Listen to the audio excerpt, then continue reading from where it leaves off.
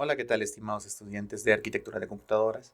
En este video les voy a exponer de manera general ciertos elementos en lo que a la estructura de un microprocesador contiene, dado que en clase ya tratamos en sí los componentes individuales y las funciones de cada elemento de una CPU, que reitero, como he hecho en clase, eh, un CPU actualmente lo encontramos prácticamente en cada núcleo físico del procesador. Sin embargo, hay unas partes adicionales que se tienen que tomar en cuenta para poder entender o bien expandir también lo que es el funcionamiento completo de un procesador. Básicamente esto va más orientado a describir las funciones de los registros internos y lo que es y una extensión de lo que es el bus de control. En la arquitectura que vimos al principio, en qué estaba compuesto un procesador, pues nos vamos a encontrar obviamente los componentes básicos basados en arquitectura Harvard. Tenemos lo que es el bus de sistema, que contiene el bus de direcciones, el bus de control y el bus de datos. Tenemos la unidad aritmética lógica, lo que es básicamente el elemento de procesamiento como tal. Sin embargo, si nos expandimos los elementos que tienen que ver con los registros internos de una CPU, como también lo que es los componentes del bus de control, nos vamos a encontrar una serie de elementos adicionales que cumplen ciertas funciones esenciales y también prioritarias al momento de lo que es trabajar o realizar las tareas de procesamiento de información. El primero en este caso serían las características y los tipos de datos de los registros internos.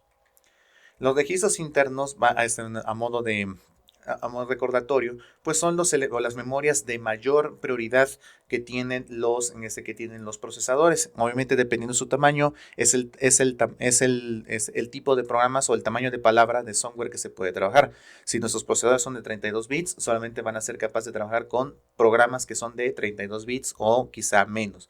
Si actualmente el estándar que se tiene es de 64 bits, entonces quiere decir que los tamaños de palabra y también las aplicaciones de software que se ejecuten tienen que ser de 64 bits o a lo mucho de 32. Entonces, los registros internos de un procesador, eso reitero, en lo que son registros internos de un microprocesador de un equipo de cómputo convencional, porque los procesadores de los móviles son diferentes, pero obviamente tienen otras funciones, pero estos son los registros internos basándonos en equipos convencionales. Entonces, el primer tipo de registro que se cuenta y que es para operaciones elementales y prioritarias para la ejecución de trabajo, de procesamiento de instrucciones y de datos, es el registro contador de programa, o lo que se denomina como program counter. Este registro lo que hace es llevar un conteo de la instrucción que se está ejecutando en un determinado momento. Es decir, este registro, aunque sí se ocupa directamente sobre la ALU y obviamente está indicado previamente por la unidad de control, en este registro básicamente es decir, en qué momento qué instrucción estoy ejecutando para que también el procesador y concretamente el ALU tenga un orden de cómo va la secuencia del programa. ¿Sí? La primera instrucción de cualquier bloque de programa siempre va a iniciar lo que es en la dirección 0 y este program counter se va a ir incrementando en una unidad conforme vayamos avanzando en la ejecución de un programa. Por ejemplo, aquí digamos es un pequeño programa, nada más solo es en un diagrama, entonces están numeradas cada una de las instrucciones que lo componen. Entonces, si estamos en la instrucción 1, pues el proceso calcular porcentajes, el program counter va a guardar justamente la instrucción 1. Una vez que se termine de ejecutar, entonces el programa pasará a la instrucción 2 que dice definir num hombres, num mujeres, num personas como entero. Entonces se guardará la instrucción 2 hasta que se termine de ejecutar. Y así sucesivamente, conforme se pase a cada nueva instrucción, el program counter irá guardando en qué instrucción exactamente se está ejecutando. El siguiente registro se llaman registros de stack o registro de pila.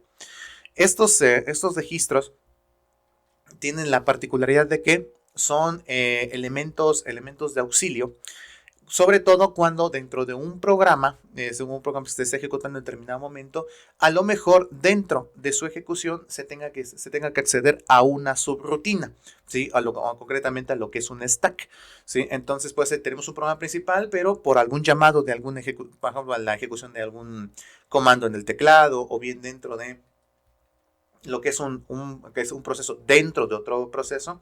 Por ejemplo, podemos pensar, un ejemplo rápido es Excel. Por ejemplo, Excel sí es una hoja de cálculo y demás, y por ejemplo, vamos colocando datos, los vamos tabulando, ejecutando fórmulas. El sistema de fórmulas, o sea, los cálculos y demás, es un subprograma. Entonces, lo que se requiere es ingresar a una subrutina. ¿Para qué? Para que se pueda hacer el proceso de cálculo, o bien, por ejemplo, la graficación de alguna tabla. Y obviamente lo que va a hacer el sistema es que del programa principal se va a quedar en algún punto en la ejecución, y estos stacks guardan el número de la instrucción y del programa principal en el cual se haya quedado, para poder darle privilegio a la subrutina. Visto, por ejemplo, en nuestro programa de ejemplo, tenemos que, a lo mejor, por decir de manera a modo de ejemplo, a lo mejor en la instrucción 5 se tenga que acceder a una subrutina que puede ser muy diferente, y de hecho las subrutinas se caracterizan por ser programas pequeños. Entonces, lo que va a hacer el registro de stack va a guardar la instrucción 5 del programa principal, y entonces se accede a la subrutina, y entonces la subrutina tiene sus propios números de instrucción. En este caso, el program counter va a tomar entonces la instrucción de la subrutina, y así va a estar ejecutando. O sea, instrucción 1, instrucción 2, instrucción 3, instrucción 4, y así sucesivamente hasta que se culmine las instrucciones de la subrutina. En el momento en que se acaba, el procesador o la unidad de control concretamente lee lo que es la instrucción de que se quedó en el registro de stack, devuelve apps, nos quedamos en la instrucción 5 del programa principal, y entonces pasa y el program counter toma entonces nuevamente el valor que tenía de la instrucción del programa principal en la que se quedó, así hasta que se termine.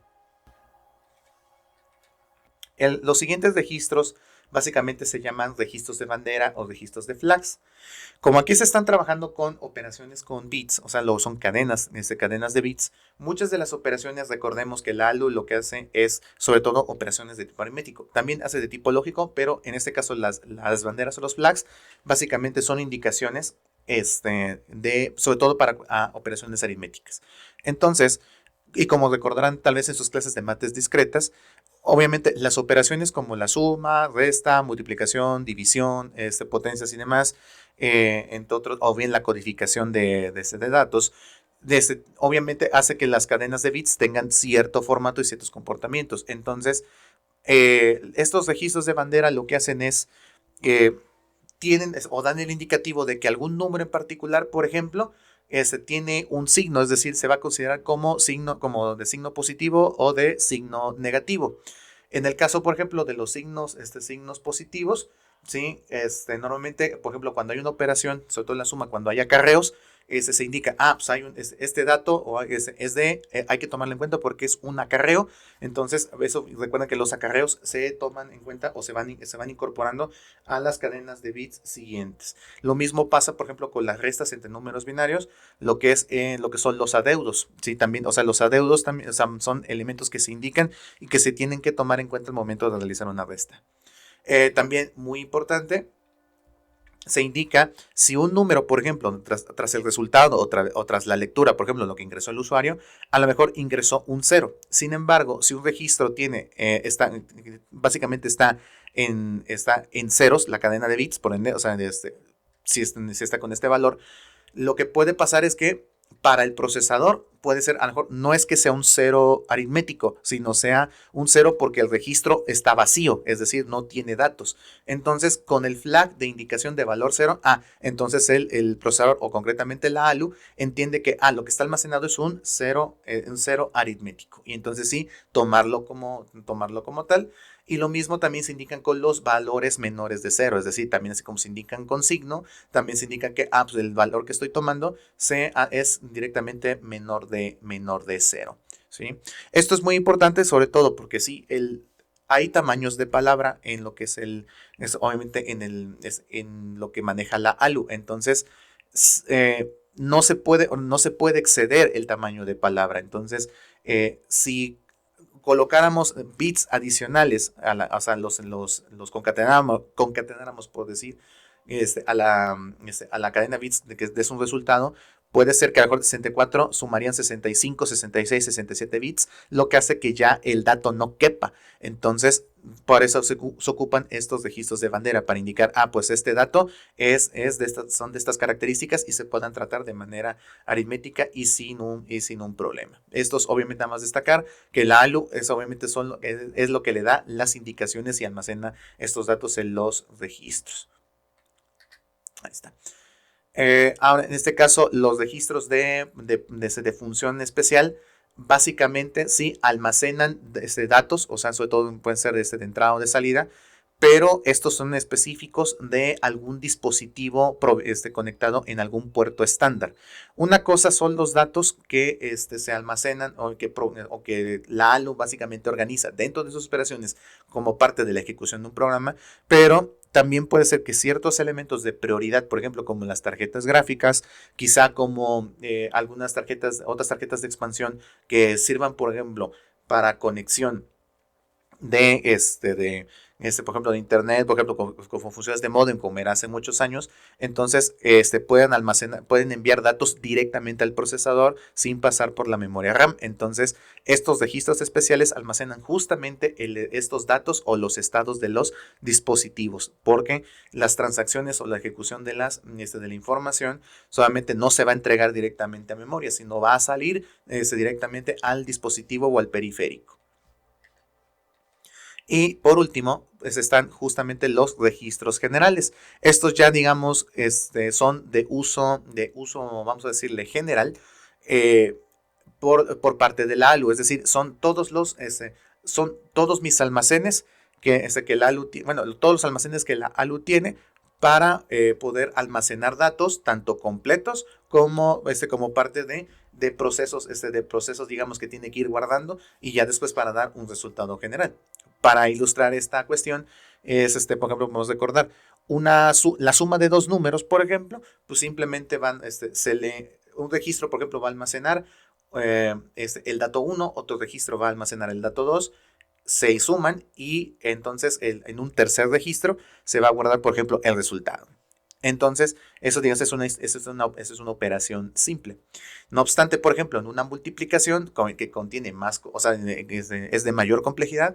Por ejemplo, tenemos multiplicando y multiplicador. Entonces, lo primero que se hace en una multiplicación es multiplicar por el primer dígito del multiplicador al multiplicando, y ese es un resultado previo. Entonces, del siguiente dígito del multiplicador se va a multiplicar por todos los elementos del multiplicando, y ese es otro dato previo. Entonces, ya una vez haciendo las multiplicaciones como tales, ya se suman todos los elementos para que al final se devuelva un resultado. Entonces, entre más preprocesos requiera una operación, pues aquí la ALU va a ir almacenando o recurriendo a sus registros para que se va guardando y los va tomando según lo que necesite. Los registros generales particularmente son vamos a decir, son los registros de trabajo, que básicamente son como los prioritarios, o sea, los de uso directo. Y ya los registros de trabajo o ya de propósito general o los acumuladores básicamente ya son para almacenar datos previos. Así básicamente son todos los registros que se ocupan o que tienen función en un equipo de cómputo, y concretamente en una CPU. Finalmente, en lo que corresponde al bus de control, no solamente está compuesto con pocas señales, así que indican solamente entrada de lectura, escritura y demás, sino también cuenta con otras líneas muy importantes. En este caso, el bus de control, pues sí, de las líneas elementales que debe poseer, justamente es la señal de indicación de señal de lectura o escritura. Entonces, esto es más conexión directa con memoria, o a veces con ciertos dispositivos que tienen acceso directo, por ejemplo, como tarjetas gráficas y demás, pero casi toda la operación es con memoria RAM. Entonces, aquí el bus de control lo que coloca es, ok, según lo que necesite, se indica si lo que el procesador necesita es lectura de algún sector de RAM o bien si va a escribir en un sector de RAM. La siguiente línea se llama Chip Enabled, o lo que es habilitación de chip.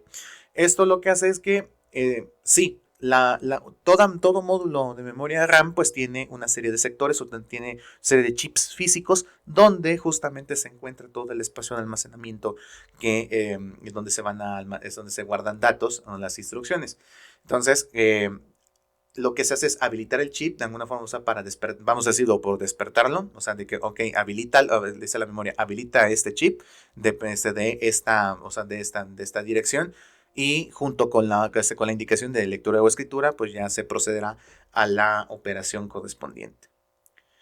Aquí igual digamos, un poco redundante, pero también esta señal que se llama solicitud de entrada-salida, también esos son para preguntar sobre estados de entre dispositivos y también entre la memoria. Es decir, si la información o lo que se va a colocar dentro del bus de datos o de direcciones es, bueno, más que nada el de datos, porque el de direcciones solamente es en un solo sentido.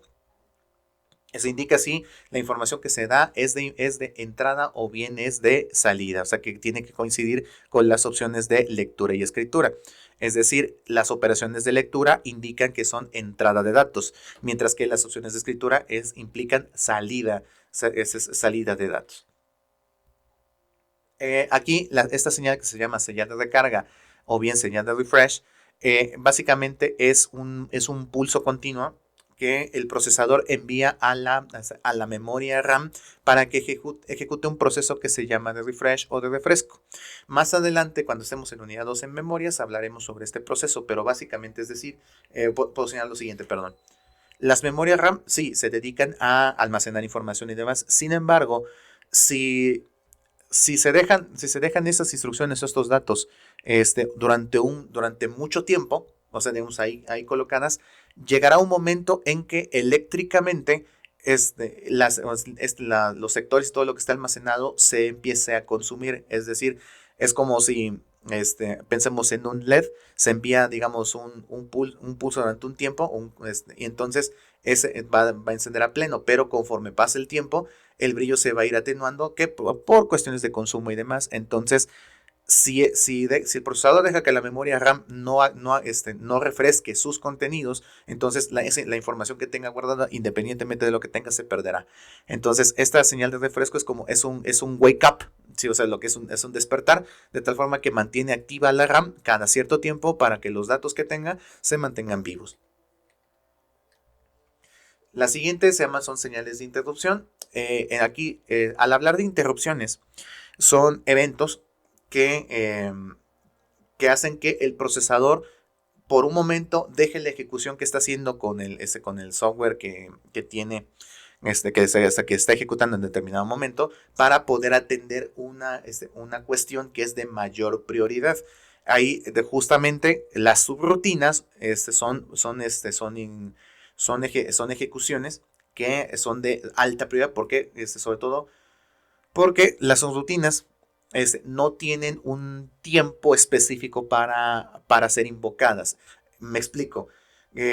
Un programa, o sea, junto con todas sus instrucciones, sí, independientemente de su extensión y demás, pues obviamente están sincronizadas, y todas las operaciones del procesador están sincronizadas con el reloj o la señal del reloj. Sin embargo, hay eventos dentro de un equipo de cómputo que no pueden esperar turnos. Se necesita que se atiendan de manera inmediata.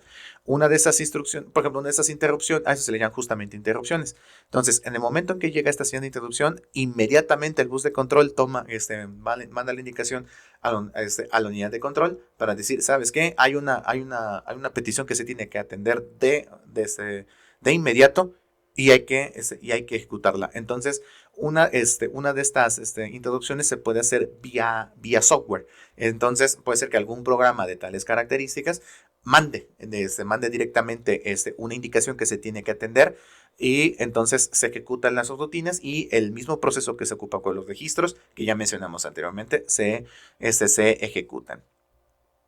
También hay otro tipo de interrupción que es incluso de mayor prioridad, que se llama interrupción no enmascarable. Igual son interrupciones que sí, que están en el momento en que ocurre el procesador las tiene que atender, solamente que las interrupciones no enmascarables son específicas y únicas de ciertos componentes de hardware. ¿Por qué? Porque el hardware y casi siempre son los periféricos que se funcionan como dispositivos de interfaz humana, por ejemplo, como es el teclado o el ratón, eh, son elementos que pues el usuario realmente, como no entra en sincronía con las operaciones del procesador, o sea, digamos, nosotros como seres humanos no requerimos sincronizarnos con las señales de valor del procesador, pues nosotros trabajamos conforme tenemos la urgencia o la necesidad o el tiempo planeado para trabajar. Entonces, el teclado, normalmente el que más envía interrupciones.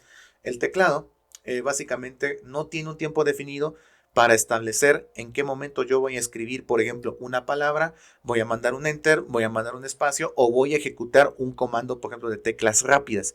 Entonces, en el momento en que yo ejecuto, por ejemplo, una combinación, por decir control C, control V, o sea, lo que es copiar y pegar, por ejemplo, estas son interrupciones no enmascarables. Entonces, como no tienen un tiempo definido, se mandan de inmediato a indicación del procesador para que igual la unidad de control atienda lo que tiene que atender y obviamente haga la operación correspondiente.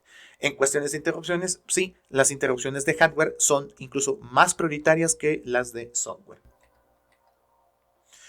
Ahora, también últimamente, dentro de las últimas señales que se emplean, están, por ejemplo, las señales que tienen que ver con lo que se llama reconocimiento o confirmación.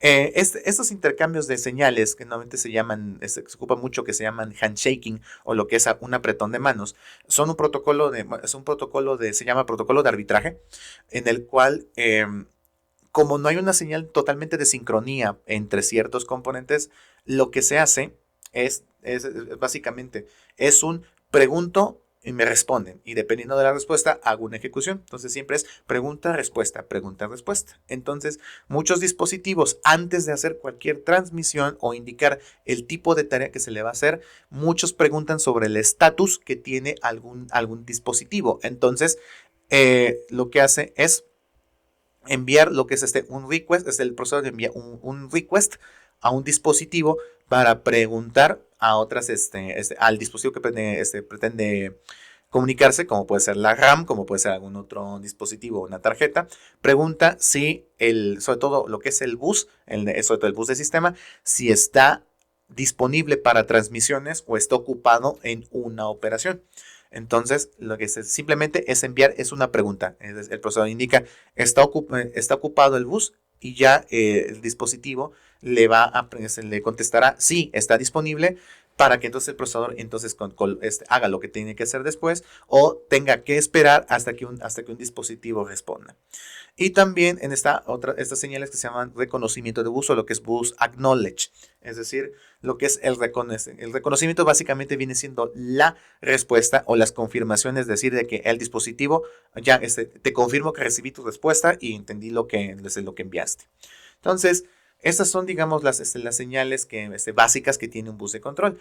Hay muchas otras porque ya va a depender mucho del tipo de procesador, sus funciones y también qué tan actual está esto. No obstante, esto sirve de base para entender las funciones de los registros y el bus de control.